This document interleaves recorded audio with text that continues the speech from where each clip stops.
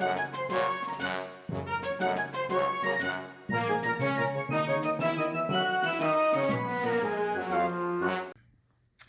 everybody, welcome to another edition of James Jam. I'm Jame. This is my jam.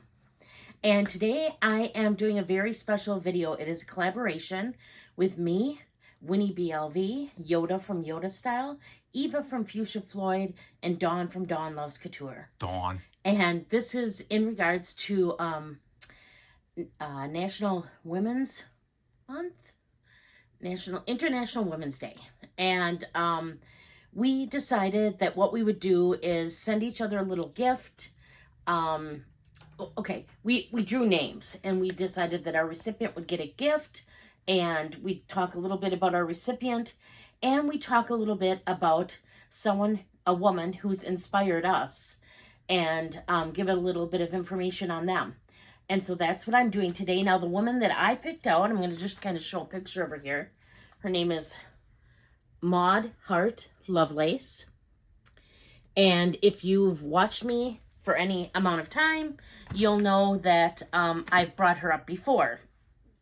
She was born on April 25th of 1892, and she passed away on March 11th of 1980. March 11th, interesting. Yeah. She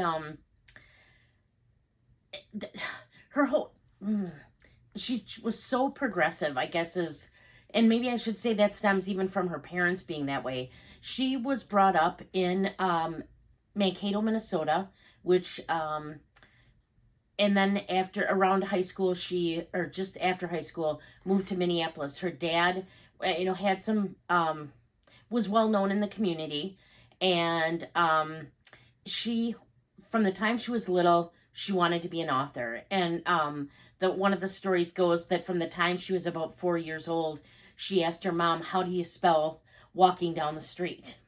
Because from the time she was little, she wrote and wrote and wrote, knew she wanted to be an author. That is what she wanted to be. And she grew up and had this kind of idyllic childhood. And how do I incorporate these together? She always knew she wanted to be an author. I guess this ties in together. She became an author. One of the first books she wrote was Early Candlelight, and she did incredible research. That's one of the things she is really good at. She really would research whatever she was going to write about, go to libraries, spend hours and hours and hours, and really just research and give tons of really good information on what she did. And this was kind of this is a fiction story based in Fort Snelling in Minnesota. And she gives so much information about Minnesota. She loved Minnesota, obviously, growing up there. And what ended up happening was, she did okay when she wrote books, like other stories and stuff. She had a daughter when she was a little older, in her mid-30s, I think. And her daughter used to like to hear stories about her growing up. And so she ended up writing about her stories after she told them so many times to her kids. And so the storybooks start out when she's 4 years old in a book called Betsy Tacy. And then the books progress. There's a book where she, in the first book, she's 4, she turns 5. And then there's, the books progress so that there's, 4 books while she's kind of like a preteen. And then there are 4 books for high school, 1 for each year. Then there's a book where she goes out into the great world. And finally a book where she gets married. And,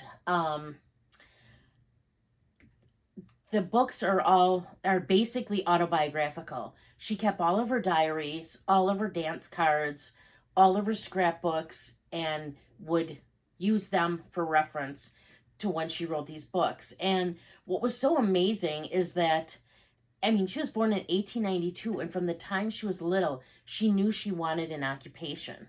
She didn't just want to be a housewife, a housewoman, what people did then. Her father and mother encouraged that there were three daughters that they had, and they encouraged it in all of them. Maud's older sister became an opera singer, and she was a writer, and her sister, I believe, was a teacher. And her father just always encouraged her to be whatever she wanted to be.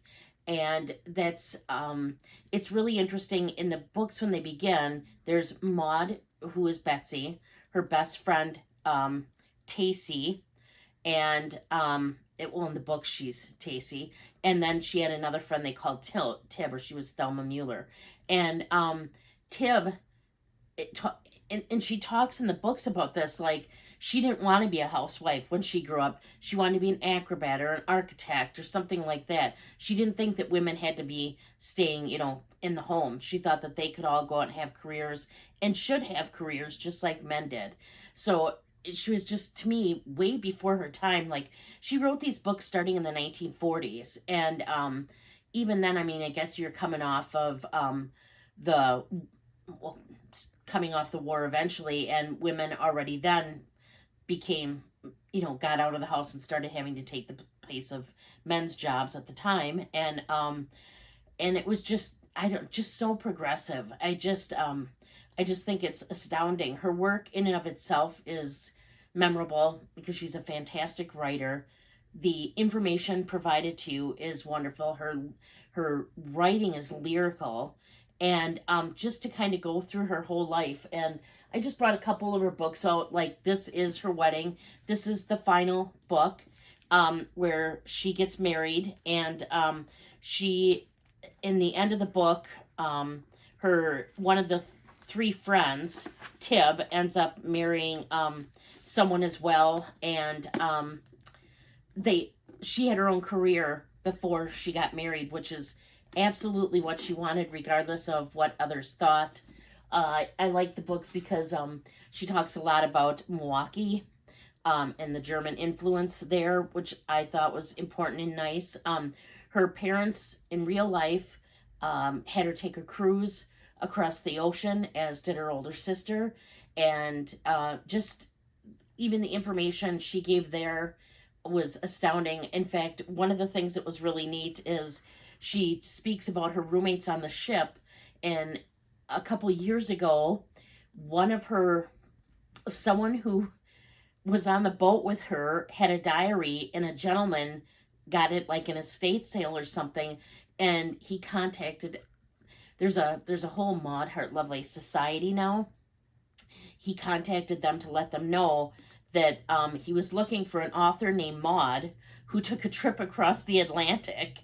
And that the person whose diary he had was in the stateroom with her. So we got more information in regards to that. But there is a whole society, because these books were very autobiographical.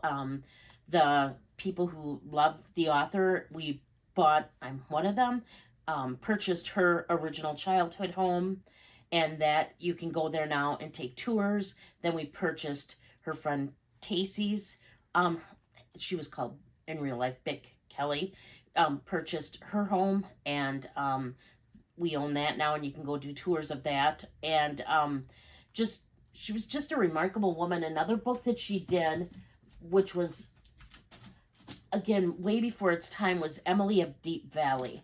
And she, in the book, she does know who Betsy is from the other books, but she has to muster her wits. She's an orphan growing up with her grandfather. Her grandfather's getting older. There's no money for her to go to college. And she has to figure out what she's going to do with her life and how she's going to take care of her grandfather and their house and create a life for herself, knowing that she can't have college or anything like that. And what she ends up doing and how she ends up growing is just incredible. Out of all the books, this is probably one of my absolute favorites, even though the main series she wrote about was her Betsy Tacy books. There are, but she did do a lot of books. She did, like I said, a number that were not autobiographical. And I would strongly recommend, if you have not read books buy her, to look her up. Her books had been out of print, but there were so many of us that loved them that we got HarperCollins to begin producing them again. Some famous people like her. Bette Midler does, Judy Blume, Anna Quinlan. And she was just to me an incredible lady. She wrote about things way before others did and was concerned about women's rights and women having their own lives. And I just think she was an incredible, incredible woman. So that's who I picked to speak to you about today. And the woman that I drew the name, or I am going to talk about today, is Dawn. I got Dawn from Dawn Loves Couture, and to me, it fits right in. Dawn is her own woman. She's made a successful career for herself. She has not needed a man to do it, and not that there's anything wrong with having a man. That's not what I'm saying at all, but just she's so strong and so confident and so intelligent. And it's like there's nothing you can't ask her about that she'll either know a little bit about or come back to you shortly thereafter and then have all this information that you might want to have. She's resilient. She's unfortunately had cancer and come through that. I just think she's an incredible woman. I think that she's kind. I've gotten to meet her in person. I will never, ever forget the first time I met her in person. I was in Philadelphia, and she came to pick me and my son up at a hotel because we were doing our New York trip, and she comes barreling in the hotel parking lot, honking, and screaming, "Jamie, Jamie, Jamie," out the window. And any little bit of trepidation or fear I had about meeting up with these people that I hadn't met in person before was gone. I mean, she was a friend the second I heard her and saw her beeping and whatever else. I mean, I already knew I liked her, but that just kind of cemented it all. So I just think she's an incredible woman. And if you're not already subscribed to her, I would go subscribe to her. But I do have everybody's videos linked down below in the description box. And now it is my turn to show you my address and get my gift. And I already know who had my name now because we can see the addresses on the outside of the packages. But I don't know what I got. And the person who had my name, should I tell right now or should I wait? I'd wait. Okay. Using this handy dandy little tool here. Okay, Jimmy, can you stop showing your name here? I'll flip it around. There you go. There we go. All right, so I'm going to start with the card. So we put the gift down.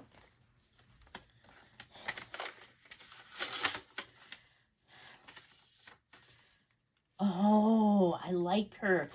What is her name? Frida Kahlo. That's it. The two Fridas. That's the front of the card.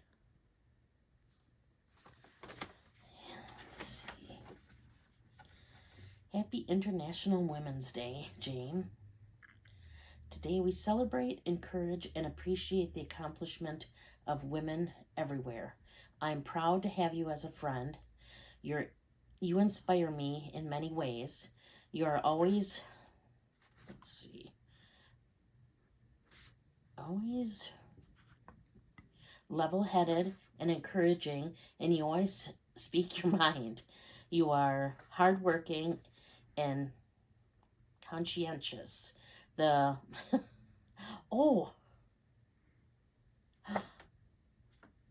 should probably have looked at my present first. I can't tell you what this says, because I know then what it is.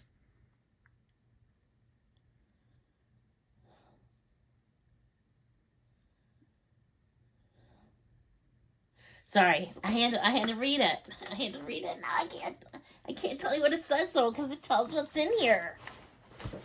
And I'm all right with it because I still don't know really anything.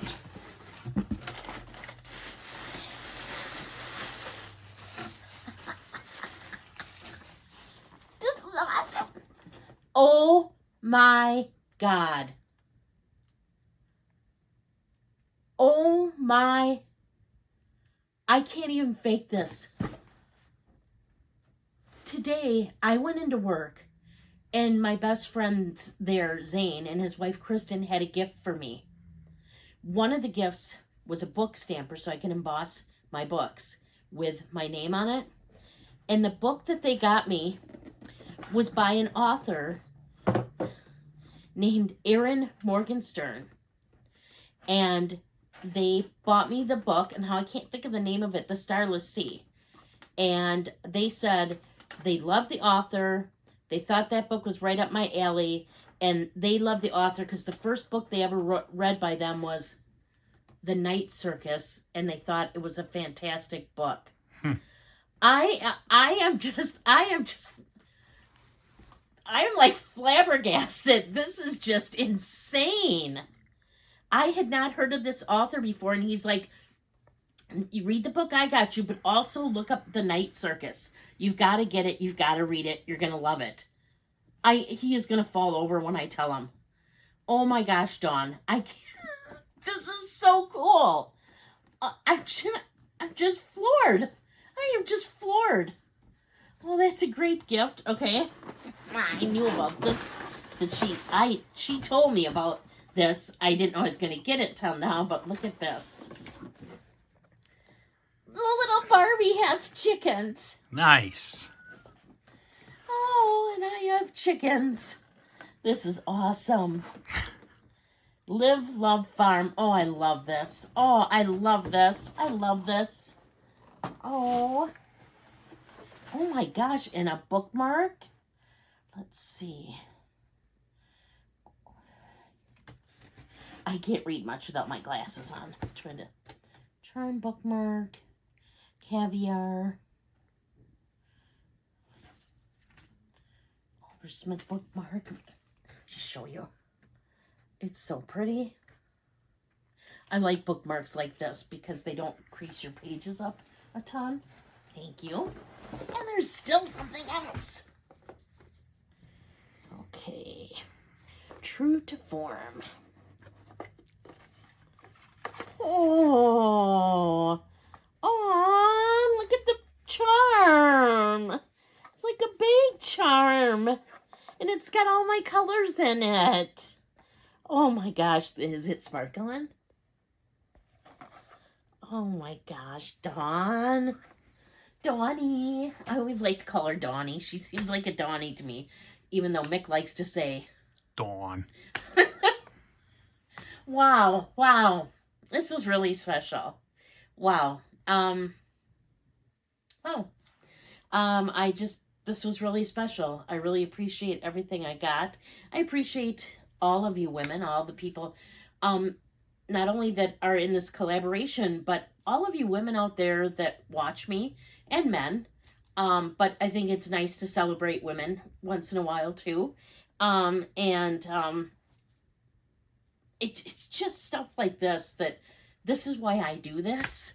I mean, I would consider it a hobby, but I got started for the collaboration, for the relationships.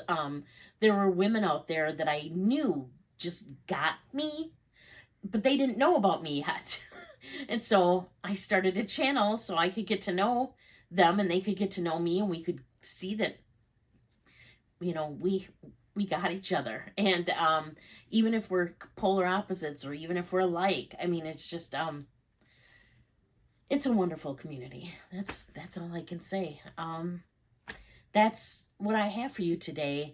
I'm going to ask, if you're not already subscribed, if you would please consider subscribing. I would really appreciate it. I do put out videos on Wednesdays and Saturdays. And then every Monday or Tuesday, I do a bag swap video where I swap from one bag into the next one, and I switch over all my small leather goods. Every other Thursday, I do a book-related video where I'll do a book haul or tell you what I'm reading or was reading or going to read. I'm over on Instagram. You can find me there as well at James Jam. It's JAME_S_Jam. And I'll leave it short and sweet. Until next time, please do unto others as you would have them do unto you. Thank you so much for watching.